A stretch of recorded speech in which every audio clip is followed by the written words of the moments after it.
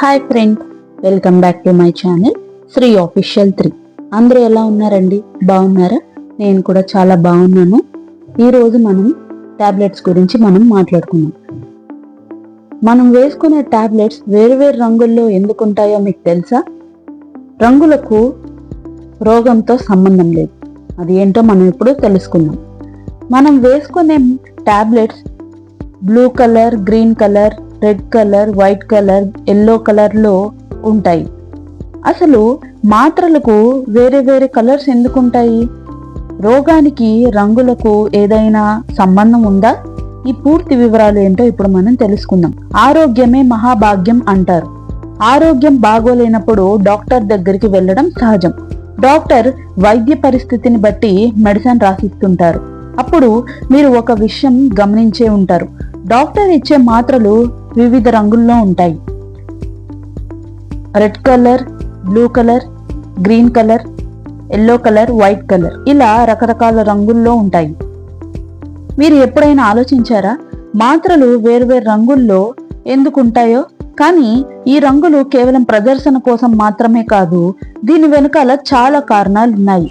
ఆ కారణాలు ఏంటంటే, టాబ్లెట్ కలర్స్ కి రోగానికి ఏదైనా సంబంధం ఉందా లేదా అన్న పూర్తి వివరాలు ఇప్పుడు మనం తెలుసుకుందాం. ఒకసారి ఆలోచించండి. అన్ని మాత్రలు వైట్ గా ఉంటే ఏ మందు ఎప్పుడు తీసుకోవాలో మీరు సులభంగా గుర్తించగలరా? ఒక రోగి ఒకేసారి అనేక మందులు తీసుకున్నప్పుడు వివిధ రంగుల మాత్రలు అతని ఔషధాన్ని గుర్తించడంలో సాయపడతాయి. అన్ని టాబ్లెట్స్ ఒకే విధంగా వైట్ గా ఉంటే రోగులకు సరైన ఔషధాన్ని గుర్తించడం కష్టమవుతుంది. ఇది ముఖ్యంగా వృద్ధులకు, దృష్టిలోపం ఉన్న వారికి ఉపయోగపడుతుంది. మెడికల్ స్టోర్లో పనిచేసే వైద్యులు, ఫార్మసిస్టులు కూడా మందులను త్వరగా గుర్తించడానికి వాటి రంగులపై ఆధారపడతారు. దీనివల్ల తప్పులు జరిగే అవకాశాలు తగ్గుతాయి. రోగికి సరైన మందులు ఇవ్వగలుగుతారు. చాలాసార్లు కంపెనీలు రోగి మనసును ప్రభావితం చేసే విధంగా మాత్రల యొక్క రంగును ఎంచుకుంటాయి.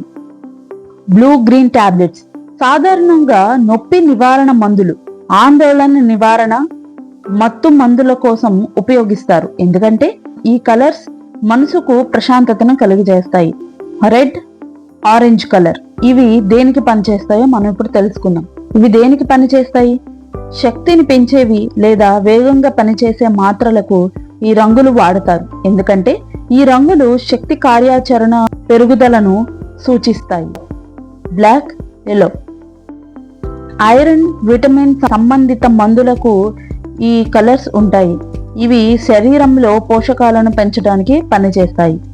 కొన్ని మందులు సూర్యకాంతిలో త్వరగా చెడిపోతాయి. అందువల్ల కంపెనీలు సూర్యకాంతి నుంచి ఔషధాన్ని రక్షించడంలో సాయపడే రంగులను ఎంచుకుంటాయి. ముదురు రంగు పూతల ఔషధం యొక్క నాణ్యతను ఎక్కువ కాలం కాపాడుతాయి, మన్నికను పెంచుతాయి.